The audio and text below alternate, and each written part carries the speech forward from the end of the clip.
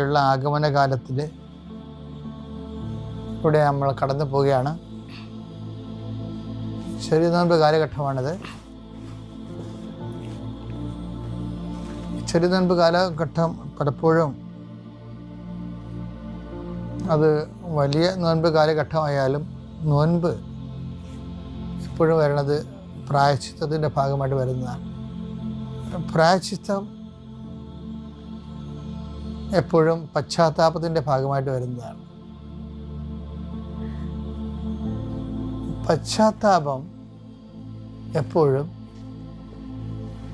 Reinstate ചെയ്യാൻ ആവശ്യപ്പെടുന്നു, പൂർവസ്ഥിതി പ്രാപിക്കാൻ.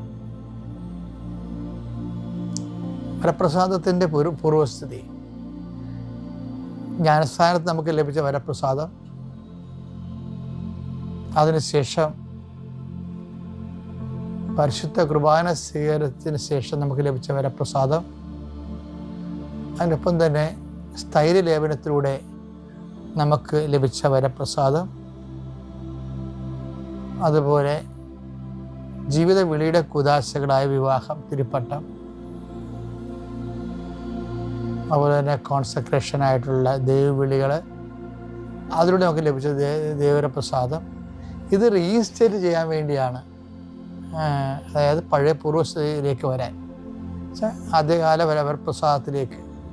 അതുകൊണ്ട് എങ്ങനെ പശ്ചാത്തപിക്കണമെന്നുള്ള ആശയങ്ങളോടാണ് വചന വെളിപാട് അവസാനിക്കുന്നത്. വെളിപാട് എന്താണ് അവസാനത്തിൽ പറയണത്? നീ എവിടെ നിന്ന് അധപ്പതിച്ചു എന്ന് ഓർക്കുവിൻ. അതാണ് പശ്ചാത്താപത്തിൻ്റെ ഒരു ഭാഗം എന്ന് പറയണത്. അതിൻ്റെ ഘടനയിൽ ആദ്യ സെക്ഷൻ എന്ന് പറയണത്, നീ എവിടെ നിന്ന് അധപ്പതിച്ചു, എവിടെയാണ് നിൻ്റെ വരപ്രസാദം നഷ്ടപ്പെട്ടത്, അതിലേക്ക് അത് റീഇൻസ്റ്റേറ്റ് ചെയ്യാൻ പറയും. വെളിപാടിൻ്റെ പുസ്തകം 2:5. അതിനാൽ നീ ഏതവസ്ഥയിൽ നിന്നാണ് അധപ്പതിച്ചതെന്ന് ചിന്തിക്കുക. അനുദപിച്ച് ആദ്യത്തെ പ്രവൃത്തികൾ ചെയ്യുക. അപ്പം അതാണ് റീഇൻസ്റ്റേറ്റ് ചെയ്യാൻ പറഞ്ഞത്. ആദ്യത്തെ വരപ്രസാദത്തിൻ്റെ അതേ അവസ്ഥയിലേക്ക് തിരിച്ചു വരാൻ പറയും.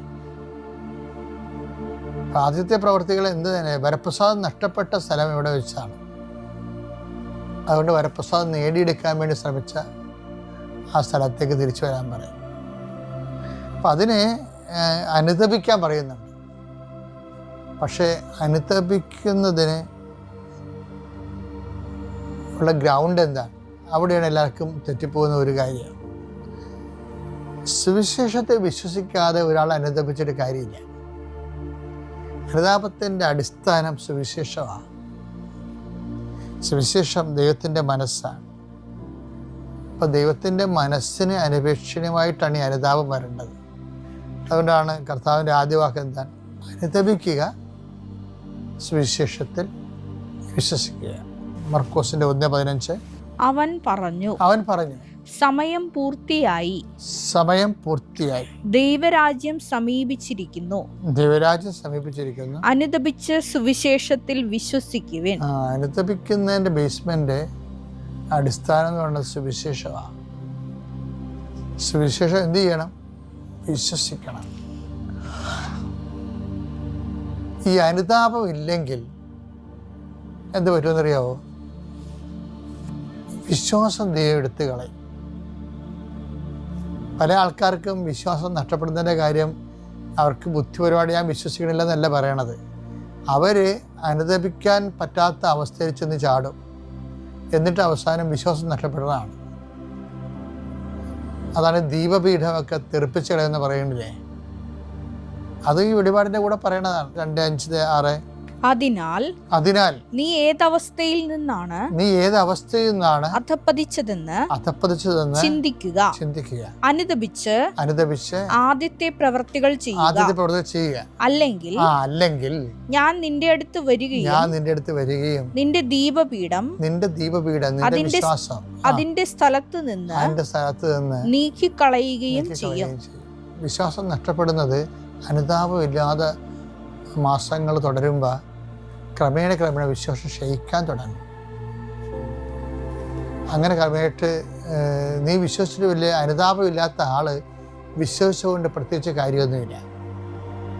അതുകൊണ്ട് ദൈവം അതെടുത്ത് കളയും. അനുതാപമില്ലാത്ത ആളില്ലേ, താൻ ചെയ്യുന്ന പ്രവൃത്തികൾ, ഇപ്പോൾ തൻ്റെ ഭാര്യയൊക്കെ വീട്ടിലാക്കിയിരിക്കുകയാണ്, മറ്റ് പെണ്ണുങ്ങളുമായിട്ട് ചുറ്റിക്കളിയൊക്കെയാണ്, നിനക്കൊരു അനുതാപമില്ല, നീ വിശ്വസിച്ചൊരു കാര്യമില്ല. കാരണം വിശ്വാസം ആത്മാവിൻ്റെ കൃപയുടെ നിറവിന് വേണ്ടിയാണ് വിശ്വാസത്തിന് വളർച്ച വെച്ചിരിക്കുന്നത്. അപ്പം നീ അതിന് ബോധപൂർവമായിട്ട് തടസ്സം നിൽക്കുന്ന കാരണം നിൻ്റെ ദീപപീഠം എടുത്തു മാറ്റും, വിശ്വാസം എടുത്തു മാറ്റും. ഇപ്പം ചില അണ്ണന്മാർ എനിക്കൊരു വിശ്വാസം തോന്നില്ലെന്ന് പറഞ്ഞില്ലേ, അതൊക്കെ അവൻ്റെ യുക്തിവാദം ക്യാമത്തൊന്നുമല്ല. He is not eligible to holding the faith, holy faith, പരിശുദ്ധ വിശ്വാസം ഹോൾഡ് ചെയ്യാൻ ഹീ ഈസ് നോട്ട് എലിജിബിൾ, അവൻ യോഗ്യനല്ലെന്നാണ്. അപ്പം അതുകൊണ്ട് തന്നെ ഇത് വളരെ സീരിയസ് ആയിട്ട് നമ്മൾ കൈകാര്യം ചെയ്യേണ്ട ഒരു കാലഘട്ടമാണിത്, ആഗമനകാലം. അതുകൊണ്ട് എപ്പോഴും ബൈബിൾ പറയും, നിങ്ങൾക്ക് മാനസാന്തരപ്പെടാം, പക്ഷേ മാനസാന്തരപ്പെട്ടെന്ന് പറഞ്ഞു കഴിഞ്ഞാൽ അതിൻ്റെ കറസ്പോണ്ടിങ് ആയിട്ടുള്ള നിനക്കിഷ്ടമുള്ള കാര്യം ചെയ്ത് വെച്ചും, ഇപ്പം നീ പ്രാർത്ഥനാ സ്ഥലങ്ങളിൽ പോയി നിരങ്ങി, അല്ലെങ്കിൽ ഉരുണ്ട് കളിച്ച്, അല്ലെങ്കിൽ 100 വീട്ടുകാർക്ക് ഭക്ഷണം കൊടുത്തു, എന്നിട്ട് നീ പാപത്തിൽ തന്നെ ജീവിക്കുകയും ചെയ്യുമ്പോൾ ദൈവം അത് അക്സെപ്റ്റബിൾ അല്ല. സുവിശേഷത്തെ അനുതപിക്കുക, സുവിശേഷത്തെ വിശ്വസിക്കുക എന്നല്ല പറയണത്. വിശ്വസിക്കുന്നതിന് എന്താ ചെയ്യേണ്ടത്? അനുതാപത്തിന് യോജിച്ച ഫലങ്ങളുണ്ട്. അല്ലാതെ നിനക്ക് വായി തോന്നിയ പോലെ വെള്ളാങ്കണ്ണി പോയി ചില തലമുട്ട അടിച്ച് നടന്നിട്ട് കാര്യമില്ല. അതൊക്കെ നീ ഉണ്ടാക്കിയെടുത്തതാണ്. അനുതാപത്തിന് യോജിച്ച ഫലങ്ങൾ ഒന്നെന്താണ്? നീ ഏത് അവസ്ഥയിൽ നിന്നാണ്, അല്ലെങ്കിൽ ഹസ്ബൻഡുമായിട്ട് വഴക്കിട്ട്, അല്ലെങ്കിൽ വിളിക്കുന്നില്ല, ഹസ്ബൻഡ് വിളിക്കുന്നില്ല എന്ന് പറഞ്ഞാൽ പിള്ളേരെ അടിച്ചു മാറ്റി, എന്നിട്ട് നീ ഉപവസിച്ചാൽ ശരിയാവുക? അല്ല. അതിൻ്റെ അനുതാപത്തിൻ്റെ ഫലം, അനുതാപം എന്ന് പറഞ്ഞാൽ എന്താണ്? നീ ഏത് അവസ്ഥയിൽ നിന്ന് അധപ്പതിച്ചു. ചിലപ്പോൾ നിൻ്റെ ജോലി വിഷയമാകാം, അല്ലെങ്കിൽ നിൻ്റെ സാമ്പത്തിക വിഷയമാകാം, അല്ലെങ്കിൽ നിൻ്റെ സ്വാതന്ത്ര്യമാകാം, എന്തും ആയിക്കോട്ടെ. ഏത് അവസ്ഥയിൽ നിന്നാണ് നീ അധപ്പതിച്ചത്, ആ അവസ്ഥയെ റീസ്റ്റേറ്റ് ചെയ്യണമെന്ന് പറയും. അല്ലാതെ ഹസ്ബൻഡുമായിട്ട് വഴക്കിട്ടച്ചും നീ ബുധനാഴ്ച ഉപവസിച്ച് അതുപോലെ ശനിയാഴ്ച ഉപവസിച്ചാൽ അനുതാപത്തിന് യോജിച്ച ഫലങ്ങളാകത്തില്ല. അതാണ് ദൈവം ആഗ്രഹിക്കുന്നത്. അനുതാപം എന്ന് പറയുമ്പോൾ അനുതാപത്തിൻ്റെ യോജിച്ച ഫലങ്ങളെന്ന് പറയുന്നത് ഏതവസ്ഥയിൽ നിന്ന് നീ അധപ്പതിച്ചു വന്നെടുക്കുകയും ആ അവസ്ഥയെ റീക്രിയേറ്റ്,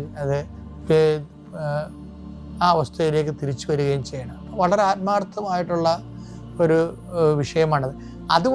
അതുകൊണ്ടാണ് പറയണത് ദൈവം തരുമെന്ന് പറയും. ഇങ്ങനെ വേണമെങ്കിൽ, അനുതാപം വേണമെങ്കിൽ, ആ ഒരു സത്യസന്ധമായ മനസ്സിന് യോജിച്ച ഫലമാണെങ്കിൽ അത് തരേണ്ടത് ദൈവമാണ്. അതാണ് ഈ 11-18 നടപടി പുസ്തകം. ജീവനിലേക്ക് നയിക്കുന്ന അനുതാപം. നടപടി പുസ്തകം 11-18 ജീവനിലേക്ക് നയിക്കുന്ന അനുതാപം വിജാതിയർക്കും ദൈവം പ്രദാനം ചെയ്തിരിക്കുന്നു എന്ന് പറഞ്ഞുകൊണ്ട് പ്രദാനം ചെയ്യേണ്ടത്. മനസ്സിലായില്ലേ? ഇങ്ങനൊരു അനുതാപം വേണമെങ്കിൽ ദൈവം പ്രദാനം ചെയ്യണം. പക്ഷെ ദൈവം പ്രദാനം ചെയ്യണമെങ്കിൽ എന്ത് ചെയ്യണം? ഒരുക്കമുള്ള ഹൃദയം വേണം. ഈ ഒരുക്കം അതെന്ന് വെച്ചാൽ എനിക്ക് ദൈവത്തിൻ്റെ വചനങ്ങളോടും സുവിശേഷത്തെ വിശ്വസിച്ചുകൊണ്ട് അതിനപേക്ഷിതമായി ജീവിക്കാൻ വേണ്ടിയുള്ള ഒരു സമർപ്പണം, ഒരുക്കമുള്ള ഹൃദയം. അതും ആരാണ് തരേണ്ടത്? ദൈവമാണ് തരേണ്ടത്. ഇതിനെക്കുറിച്ച് മനോഹരമായിട്ട് നാളെ ഉടമ്പടി ധ്യാനത്തിൽ നിങ്ങൾക്ക് കേൾക്കാം. നാളത്തെ ഉടമ്പടി ധ്യാനം നിങ്ങൾ മിസ് ചെയ്യരുത്. ചൊവ്വാഴ്ചത്തെ സങ്കീർത്തനം 119-32. ഒരുക്കമുള്ള ഹൃദയം അങ്ങ് എനിക്ക് തരുമ്പോൾ ദൈവമാണ് തരേണ്ടത്. ഞാൻ അങ്ങയുടെ പ്രമാണങ്ങളുടെ പാതയിൽ ഉത്സാഹത്തോടെ ചരിക്കും. I will move through the verdict of God. ദൈവത്തിൻ്റെ അതൊക്കെ ഒരു തീഷ്ണത വേണം. കൽപ്പനകൾ പാലിക്കുകയല്ല, പാലിച്ച് ജീവിക്കാനുള്ള ഒരു മനുഷ്യൻ്റെ തീഷ്ണതയില്ല. അത് ദൈവം തരുമ്പോഴാണ് തീഷ്ണത ഉണ്ടാകുന്നത്.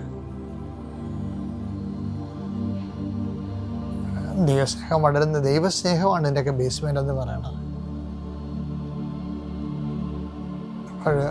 ജലീയ ദൈവസ്നേഹത്തിൻ്റെ വസന്തകാലം ഇതിലൂടെയാണ് നമുക്ക് കടന്നു പോകുന്നത്. ആഗമനകാലം നല്ലൊരു ക്രിസ്മസായി നമുക്ക് നമ്മുടെ മനസ്സൊരുക്കാം.